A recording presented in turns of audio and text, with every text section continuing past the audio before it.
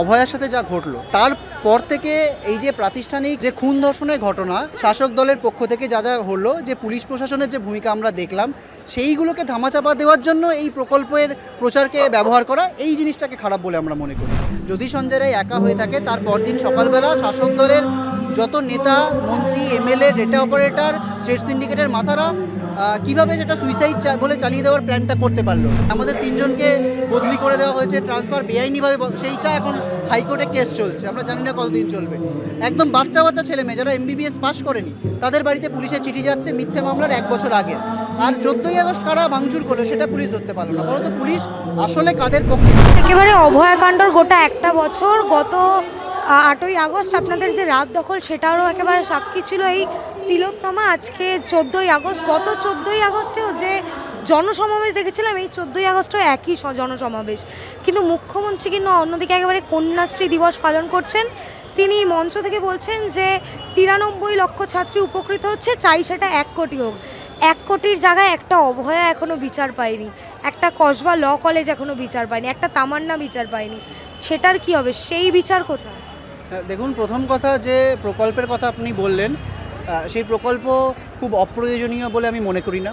অবশ্যই প্রয়োজনীয়, বিভিন্ন যে জায়গা থেকে তিনি এই কথা ভেবেছেন, এবং এটা শুধু আমাদের সরকার দিচ্ছে এরকম নয়, বহু জায়গায় বহু সরকার কিন্তু এরকম কল্যাণমূলক যে জায়গাগুলো, এই জায়গাগুলো কিন্তু রাখছেন, এবং সেগুলো আমাদের ট্যাক্সের টাকা থেকেই দেওয়া হচ্ছে। ফলত এটাকে রাজনৈতিক স্টান্টবাজি বা রাজনৈতিক কৃতিত্ব নেওয়ার কোনো জায়গা কিন্তু নেই। আমার মনে হয় না কোনো সরকারই এখন আসলে এই ধরনের প্রকল্পগুলোকে বাতিল করতে চাইবে, এই ধরনের প্রকল্পগুলো চলবে। কিন্তু আমাদের বক্তব্য যে অভয়ার সাথে যা ঘটলো তারপর থেকে এই যে প্রাতিষ্ঠানিক যে খুন ধর্ষণের ঘটনা, সেই ঘটনাকে ধামাচাপা দেওয়ার যে চেষ্টা হলো শাসক দলের পক্ষ থেকে, শাসক দলের পক্ষ থেকে যা যা হলো, যে পুলিশ প্রশাসনের যে ভূমিকা আমরা দেখলাম, সেইগুলোকে ধামাচাপা দেওয়ার জন্য এই প্রকল্পের প্রচারকে ব্যবহার করা, এই জিনিসটাকে খারাপ বলে আমরা মনে করি।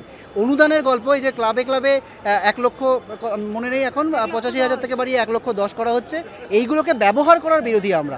দিতেই পারেন উনি, এটা ওনার রাজনৈতিক পপুলিস্ট রাজনৈতিক ঢং, এটা তো আমরা বিরোধিতা করার জায়গা নেই। কিন্তু এইগুলো দিয়ে তিনি যদি ভেবে থাকেন যে সাধারণ মানুষ নারী সুরক্ষার প্রশ্নকে ভুলে যাচ্ছেন, তাহলে কিন্তু ভুল ভাববেন। গত 8ই আগস্ট কিংবা আজকে 14ই আগস্ট গোটা সমগ্র কলকাতায়, শুধু কলকাতায় নয়, বিভিন্ন জেলায় যে সাধারণ মানুষরা নেমেছেন, এই চিত্র কিন্তু অন্য কথাই বলছে। সাধারণ মানুষ কিন্তু এই যে রাজ্য প্রশাসন বলুন, পুলিশ প্রশাসন বলুন, বা এই যে ধর্ষকামী ব্যবস্থা, তার বিরুদ্ধে কিন্তু প্রশ্ন করে যাবে এবং দীর্ঘমেয়াদীভাবেই করে যাবে। কিন্তু শুধুমাত্র একজন জায়গায় এখনো পর্যন্ত ধরা হচ্ছে সঞ্জয় রায়, বিভিন্ন সূত্রে জানা যাচ্ছে সে কিন্তু জেলে বেশ বহাল তবিয়াতেই রয়েছে। দেখুন, এটা তো আমাদের দেশের বিচার ব্যবস্থার সমস্যা, যে এখানে যারা অপরাধী তারা বিভিন্ন জেলে গিয়ে বিলাসবহুল জীবনযাপন করতে পারেন। শুধু সঞ্জয় রায় কেন, সঞ্জয় রায় তো একাদশী নয়, এরকম আরও বহু জায়গা আমরা দেখেছি বহু সময়, যে তারা কেবলমাত্র প্রভাবশালী যোগ আছে বলে, আমি জানি না ঘটনাটাই সত্যি কিনা, সঞ্জয় রায় কীভাবে রয়েছেন। যদি এটা সত্যি হয়ে থাকে অবশ্যই নিন্দাজনক, এবং কিন্তু এটা অপ্রত্যাশিত নয়। এরকম আমরা দেখেছি যে যোগাযোগ আছে বা প্রভাবশালী যোগ আছে, এরকম বহু মানুষ জেলে গিয়ে এরকম একটা দিন কাটাচ্ছেন বা বিলাসবহুল জীবন কাটাচ্ছেন। এটা তো এই বিচার ব্যবস্থার ব্যর্থতা, পুলিশি ব্যবস্থার ব্যর্থতা।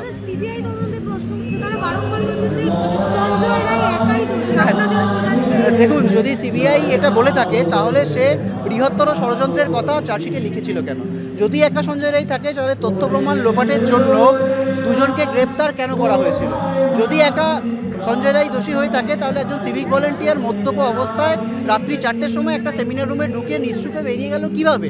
যদি সঞ্জয় রায় একা হয়ে থাকে, তার পরদিন সকালবেলা শাসক দলের যত নেতা, মন্ত্রী, এমএলএ, ডেটা অপারেটর, ট্রেড সিন্ডিকেটের মাথারা কিভাবে সেটা সুইসাইড বলে চালিয়ে দেওয়ার প্ল্যানটা করতে পারলো?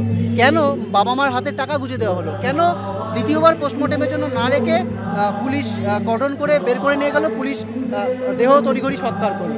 ফলত এই জায়গাটা বলার কোনো জায়গা নেই যে একা সঞ্জয় রায় নাই, এর সাথে প্রত্যক্ষ পরোক্ষভাবে আরও অনেকে যুক্ত, এবং সেটা প্রাতিষ্ঠানিক খুন ধর্ষণ বলেই এটা সম্ভব হয়েছে। এবং সেই জায়গায় বিচার দিতে পারলো না আজকে সিবিআই। নিজে বললো যে বৃহত্তর ষড়যন্ত্র আছে, কিন্তু একটা সাপ্লিমেন্টারি চার্জশিট দিতে পারলো না। ফলত প্রশ্নের কোনো, মানে আমরা আলাদা করে প্রশ্ন করছি এটা নয়, এটা কিন্তু প্রত্যেক বাংলার সাধারণ মানুষের প্রশ্ন, যে সিবিআই ঠিক কোন কারণে নিজেরা এইভাবে ম্যানেজড হলো, বা এইরকমভাবে তাদের কোন রাজনৈতিক বাধ্যবাধকতায় তারা তাদের ভূমিকাটা পালন করতে পারলো না। আজকে 14ই আগস্ট দেখছি, গত 14ই আগস্ট রাতে কিন্তু আমরা আরজিকর ভাঙচুর দেখেছিলাম, তাদেরও কি এখনো পর্যন্ত ধরা হয়েছে? ঠিক ঠিক এই প্রশ্নটাই আর কি অত্যন্ত উল্লেখযোগ্য আজকে, যে 1 বছর আগে আরজি করে যে ভাঙচুর হলো, প্রোটেস্ট মঞ্চ ভাঙচুর করা হলো, আন্দোলনকারীদের নাম ধরে ধরে খুনের হুমকি দেওয়া হলো, লেডিস হোস্টেলে গিয়ে ধর্ষণের হুমকি দেওয়া হলো, আর পুলিশ কি করলো? পুলিশ একদম মানে ফুটে যাচ্ছে, আপনাদের কাছেও আছে আমাদের কাছেও আছে, পুলিশ রীতিমতো টেবিলের তলায় লুকোচ্ছে, নার্সিং স্টেশনে গিয়ে লুকোচ্ছে, এবং তাদের একটা লোককেও কিন্তু ধরতে পারলো না, বা জেলে তারা নেই, বা 9ই আগস্টের সাথে তাদের এই হামলার কী সম্পর্ক সেটা প্রতিষ্ঠা, এটা কিন্তু সিবিআই তদন্ত করছে না, এটা কলকাতা পুলিশই করছে, তারা কোনো তদন্ত এগোলো না। যদি যদি গোটা ঘটনা আন্দোলনকে ধামাচাপা দেওয়ার জন্য না হতো, তাহলে পুলিশি এই নিষ্ক্রিয়তার মানে কি সেটা আমরা জানতে চাই। আজকে পুলিশ 1 বছর পর বিভিন্ন জুনিয়র ডাক্তারদের বাড়িতে মিথ্যে মামলার নোটিশ পাঠাচ্ছে সরকারি সম্পত্তি নষ্ট করার জন্য। সে তো হবেই, মানে দেখুন এগুলো অপ্রত্যাশিত কিছু নয়, আমাদের 3 জনকে বদলি করে দেওয়া হয়েছে, ট্রান্সফার বেআইনিভাবে, সেইটা এখন হাইকোর্টে কেস চলছে, আমরা জানি না কতদিন চলবে। একদম বাচ্চা বাচ্চা ছেলে মেয়ে যারা MBBS পাস করেনি, তাদের বাড়িতে পুলিশের চিঠি যাচ্ছে মিথ্যে মামলার 1 বছর আগে।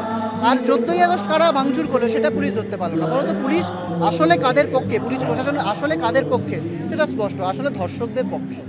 যে পুলিশের কথা বলছে সেই পুলিশের হাতেই কিন্তু একেবারে নবান্ন অভিযানে গিয়ে আহত অভয়ার মা নিজে হাতের শাখা ভেঙে গেছে। দেখুন সেটাই তো লজ্জার জায়গা, যে আমরা এতদিন উন্নাও হাথরাসের কথা বলতাম, যে যেখানে উত্তরপ্রদেশে যে ধর্ষিতার বাড়ির লোককে অত্যাচার করা হয়েছিল, আজকে সেই জায়গার সাথে পার্থক্য কী রইল? আজকে তো ধর্ষিতার মা, যে খুন হচ্ছে তার মা, তার মায়ের গায়ে আঘাত হলো, এইটা মানে সেটাই তো মানে অত্যন্ত বেদনার জায়গা। আমরা এই ঘটনা জানার সঙ্গে সঙ্গে হাসপাতালে গিয়েছিলাম, তাদের বাড়িতে গিয়েছি, তারা আপাতত স্থিতিশীল আছে, সেটা প্রশ্ন নয়, আপাতত স্থিতিশীল থাকাটা প্রশ্ন নয়, কিন্তু অত্যন্ত গুরুতর চোট হতে পারতো, মাথায় লাঠির আঘাত, এটা কিন্তু মানে খুব ছোট ব্যাপার নয়। তো পুলিশের কাছ থেকে এরকম মানে আচরণ আমরা একদম মানে অত্যন্ত নির্দার্য। এবং দ্বিতীয় কথা বলতে চাই, যে যারা তাদেরকে নিয়ে গেলেন সেই মিছিলে, আমরা এতদিন ধরে এত মিছিলে কাকু কাকিমা হেঁটেছেন, তাদের গায়ে কিন্তু আমরা একটা আঁচড় পড়তে দিইনি। তো সেই জায়গায় যারা নিয়ে গেলেন তাদের কিন্তু দায়িত্ব ছিল তাদের সুরক্ষার দায়িত্বটা নেওয়া। দাদা একেবারেই শেষ প্রশ্ন, আপনি তো নিজেও ডাক্তার, নিজের চোখের সামনে একেবারে স্বাস্থ্য কাঠামো ভেঙে পড়তে দেখলেন, আজকে শিক্ষকরা অবধি রাস্তায়, সরকারি কর্মচারী তারা নিজেদের ন্যায্য ডিএ পাচ্ছে না, রাজ্যটা কোন জায়গায় দাঁড়িয়ে, মুখ্যমন্ত্রী অনুদান দিচ্ছেন, মেলা খেলা করছে। দেখুন সেইটা জায়গা, যে মাইনে দেওয়ার টাকা নেই, ডিএ দেওয়ার টাকা নেই, নিয়োগ বাড়ানোর টাকা নেই, টাকা আছে কিসের জন্য? অনুদানের জন্য, ক্লাবে পুজোর জন্য। তো এই জায়গাটা দেখুন, আজকে যে পপুলিস্ট রাজনীতি আজকে শাসক দল করছে তার পার্ট, এটা সাধারণ মানুষের কাছে যত তাড়াতাড়ি স্পষ্ট হবে, ততই সাধারণ মানুষ নিজের অধিকার ছিনিয়ে নেওয়ার যে লড়াই সেটা আরও জোরদার করতে পারবেন। এবং আমার আলাদা করে এটা নিয়ে কিছু বলার নেই, এটা আমি বলবো তারপর সবাই বুঝতে পারবে, এটা তো নয়, এটা প্রত্যেকেই নিশ্চয়ই নিজের মতো করে বুঝছেন, এবং তারা নিজেদের যে লড়াই, সেই লড়াইয়ের মাধ্যমে কখনো কখনো এটার জবাব দেবেন বলেই আমরা আশা করছি।